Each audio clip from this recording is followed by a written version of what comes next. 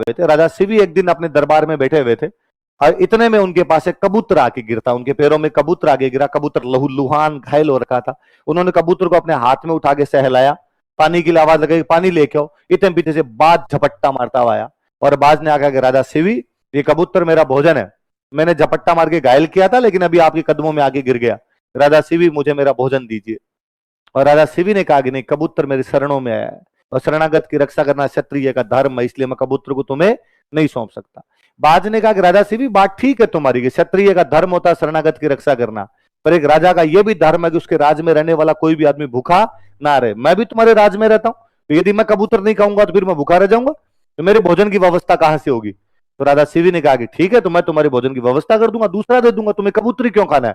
बाज ने कहा कि ना, ऐसा कुछ ही नहीं है, मुझे दूसरा मांस दे दिया जाए, मैं दूसरा मांस खा लूंगा। राजा शिवी ने सोचा कि जब कबूतर मेरी शरण में आगे गिरा तो दूसरा मांस किसी जानवर का क्यों दिया जाए, मैं मेरा मांस दे दूंगा। तो उसने कहा तराजू लाओ, कबूतर के बराबर तोल के मेरा मांस इसको दे दो। और राजा शिवी ने अपनी बाह का मांस काट के और तराजू के अंदर रखा, लेकिन कबूतर ऊपर होने का नाम नहीं ले।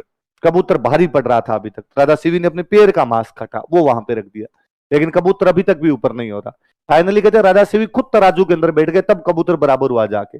पौराणिक कहानी है, कहानी का लास्ट में सार यह है कि जैसे राजा शिवी खुद तराजू में बैठे, कबूतर के बराबर हुए, और राजा शिवी ने बाज को कहा कि बाज तुम मुझे खा सकते हो, मैं कबूतर के बदले मेरा जीवन दान में दे दूंगा, लेकिन शरणागत की रक्षा करना मेरा पहला धर्म है और कबूतर को मैं तुम्हें नहीं सौंपूंगा। तो बाज भगवान विष्णु के रूप में चेंज हुए और भगवान विष्णु ने कहा कि राजा शिवी, ना मैं कबूतर हूं, ना मैं बाज हूं, ना ये कबूतर है। हम तुम्हारी परीक्षा लेना चाहते थे, हम देखना चाहते थे कि वास्तव में क्षत्रिय में एक जो धर्म होते वो तुम्हें है या नहीं, एक राजा में जो गुण होने चाहिए वो तुम्हें है या नहीं, और तुम मेरी परीक्षा में पास हुए। भले ये कहानी पौराणिक हो, लेकिन ऐसी कहानियां हमारे समाज में बनाई गई ताकि आगे आने वाले लोग इनको फॉलो करें, आगे आने वाले लोग इनसे सीख लें और ये देखें कि शरणागत की रक्षा करना कितना जरूरी होता है, कि कबूतर के लिए राजा शिवी ने अपना जीवन दान कर दिया था। यहाँ तो 2 मिनट है। और यदि हमीर को हम आज भी याद कर रहे हैं, आज भी बैठ के 2 दिन तक लगातार उसकी बात कर रहे हैं, इसका मतलब एकमात्र कारण है कि वो किसकी रक्षा के लिए लड़ता मरा था।